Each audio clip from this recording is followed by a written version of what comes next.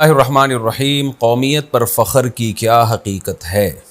ایک آدمی سے کسی نے پوچھا کہ تمہاری قوم کیا ہے؟ اس نے کہا فلاں قوم ہے، اور دوسرے شخص نے کہا کہ آپ قوم پر فخر کرتے ہیں، آپ کو مسلمان کہنا چاہیے تھا، یعنی آپ کو یہ کہنا چاہیے تھا کہ میں مسلمان ہوں۔ تو کیا اپنی قوم کا تعارف کروانا فخر ہوگا یا مسلمان کہہ کر تعارف کروانا چاہیے؟ اسامہ ایبٹ عباس سے۔ دیکھیے، جب کوئی کسی سے سوال پوچھتا ہے نا، تو جو سوال پوچھا جائے جواب اسی کا دیا جاتا ہے۔ اب سوال اس نے اگر قوم کے بارے میں پوچھا ہے تو جواب میں کہنا ہے میں مسلمان ہوں، تو ظاہر ہے جو سوال ہے اس کے مطابق جواب نہیں ہوا۔ اور اگر اس نے مذہب کے بارے میں سوال پوچھا ہے تو بتانا چاہیے میں مسلمان ہوں۔ بعض دفعہ مبہم سے سوال پوچھا جاتا ہے آپ کون ہیں، تو وہ قرائن سے پتہ چلتا ہے اس کا مقصد کیا ہے۔ مثال کے طور پر ایک اسلامی کنٹری ہے، سارے مسلمان ہی رہتے ہیں، پھر جب کوئی آپ سے پوچھتا ہے کہ آپ کون ہیں تو اس کا مطلب یہ نہیں ہوتا کہ آپ مسلم ہیں یا غیر مسلم ہیں، اس لیے کہ مسلم تو سارے ہی ہیں یہاں پہ۔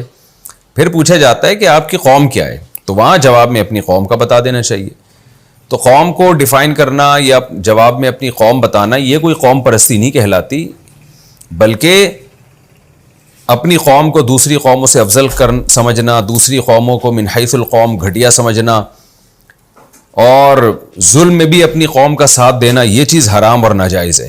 نبی صلی اللہ علیہ وسلم نے اس کو منتنا فرمایا، بدبودار نعرہ، جیسے جانور مردار جو کچرے کے ڈھیر پہ پڑا ہوا ہوتا ہے نا، اس میں سے اسمیل آ رہی ہوتی ہے، ایسے یہ غلیظ اور گندا نعرہ ہے جس میں بہت سخت اسمیل ہے۔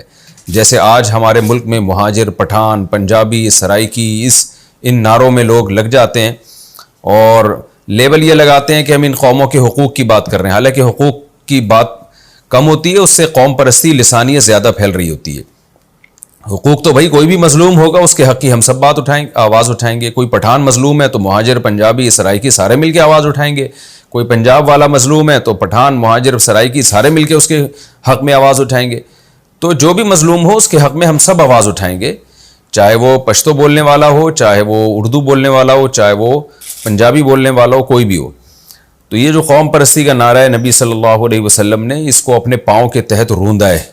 حجۃ الوداع میں آپ صلی اللہ علیہ وسلم نے فرمایا جاہلیت کے جتنے بھی نعرے ہیں نا آج میرے پاؤں کے نیچے ہیں۔ اور آپ صلی اللہ علیہ وسلم نے فرمایا الا لا فضل لعربی علی عجمی ولا لعجمی علی عربی، خبردار سنو، کسی عربی کو کسی اجمی پر کوئی فضیلت نہیں، اور نہ کسی اجمی کو کسی عربی پر کوئی فضیلت ہے۔ اگر اسلام میں قوم پرستی کا تصور ہوتا نا، تو دین تو پہلے اسلام تو عربوں میں آیا ہے، تو عجم لوگ تو اسلام کی زیادہ خدمت کرتے ہی نہیں، وہ تو کہتے کہ اسلام تو اجمیوں کا دین ہے، تو وہ تو ان کی قوم ہے، تو ہم ان کو کیوں ایکسیپٹ کریں؟